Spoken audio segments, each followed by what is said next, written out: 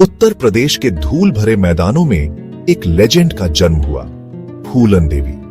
1963 में गोरहा का पुरवा में जन्मी वह मल्लाह समुदाय में पली बढ़ी, जो नाव चलाने वालों की एक जाति थी, गरीब और बेजुबान।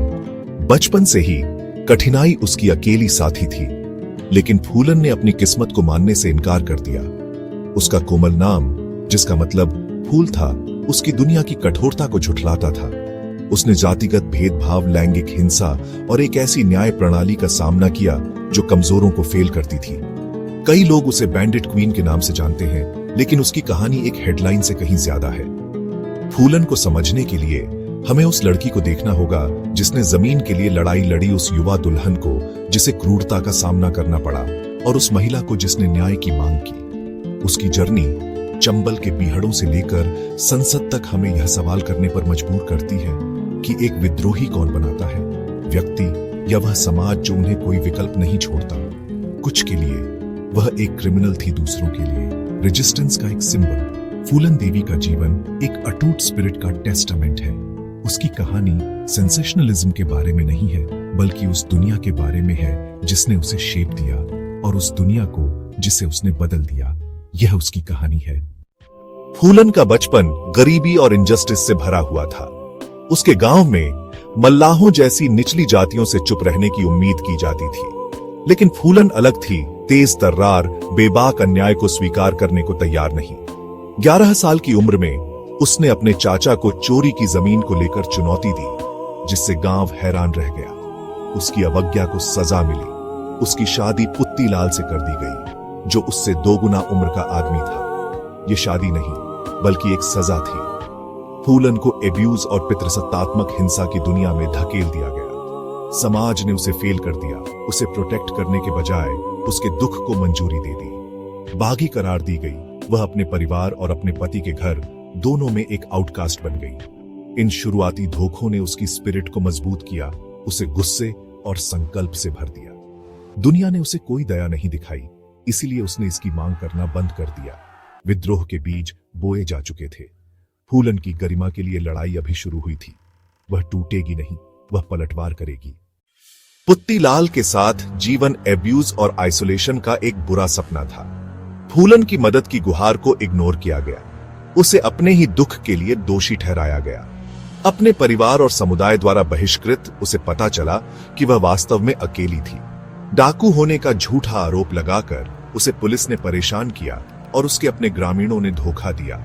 आखिरकार उसे डाकुओं के एक गिरोह द्वारा किडनैप कर लिया गया और चंबल के बीहड़ों में ले जाया गया। वहां उसने अपर कास्ट गिरोह के सदस्यों के हाथों और हिंसा सहन की। हर इंस्टीट्यूशन, परिवार, समुदाय, कानून ने उसे फेल कर दिया था। बीहड़ों के अंधेरे में फूलन का पुराना जीवन समाप्त हो गया। एक नया विद्रोही चैप्टर शुरू होने वाला था। उसके पास खोने के लिए कुछ नहीं बचा था, और इसने उसे खतरनाक बना दिया था। बीहड़ों में फूलन को एक अनलाइकली सहयोगी मिला, विक्रम मल्लाह, एक lower caste gang member. Vikram ने अब्यूसिव लीडर बाबू गुज्जर को मार डाला और फूलन को अपने अंडर ले लिया। उसने उसे सरवाइव करना, लड़ना और लीड करना सिखाया। दोनों ने मिलकर अमीर और ताकतवर लोगों को निशाना बनाया। ऑनप्रेस्ड लोगों के लिए फोक हीरो बन गए। फूलन विक्टिम से अवेंजर में बदल गई। उसकी बंदूक रिक्लेम्ड पावर का सिंबल बन गई। उसने एक पितृसत्तात्मक दुनिया में पुरुषों को लीड किया, हर उस रूल को तोड़ा जिसने उसे बांध रखा था। लेकिन त्रासदी तब हुई जब विक्रम को अपर कास्ट प्रतिद्वंद्वियों ने मार डाला। फूलन को कैप्चर कर लिया गया, बहमई ले जाया गया और हफ्तों तक ब्रूटल गैंगरेप का शिकार हुई।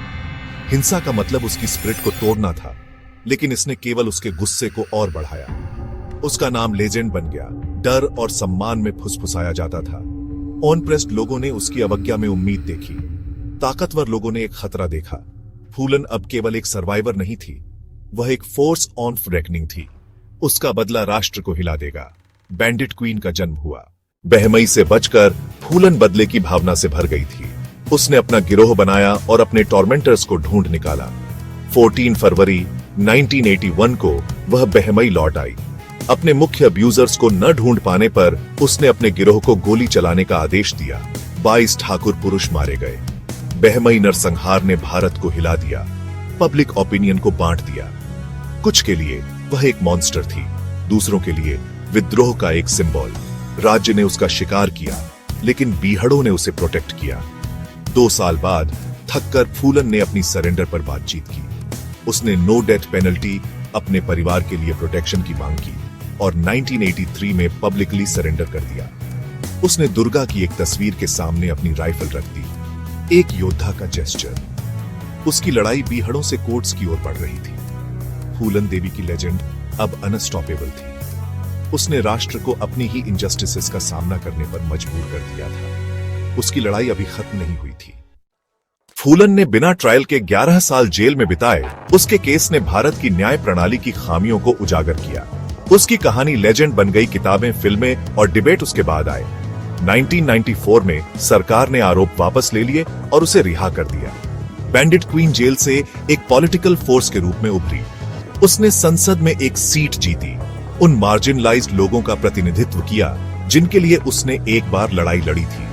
फूलन ने बेजुबानों के लिए बात की। उसके शब्दों में उसके एक्सपीरियंस का भार था, लेकिन उसका नया जीवन छोटा हो गया। 2001 में उसकी हत्या कर दी गई। उसके हत्यारे ने बहमई के लिए बदला लेने का दावा किया, लेकिन उसकी लेगेसी को चुप नहीं कराया जा सका। फूलन देवी रेजिस्टेंस और जस्टिस का सिंबल बनी हुई है। क्या वह एक क्रिमिनल थी या एक क्रूसेडर? शायद दोनों। उसका जीवन एक रिमाइंडर है, जब जस्टिस फेल होता है तो रिबेलियन होता है। वह एक बैंडिट क्वीन से कहीं ज्यादा थी। वह बदलाव के लिए एक योद्धा थी और उसकी कहानी कायम है।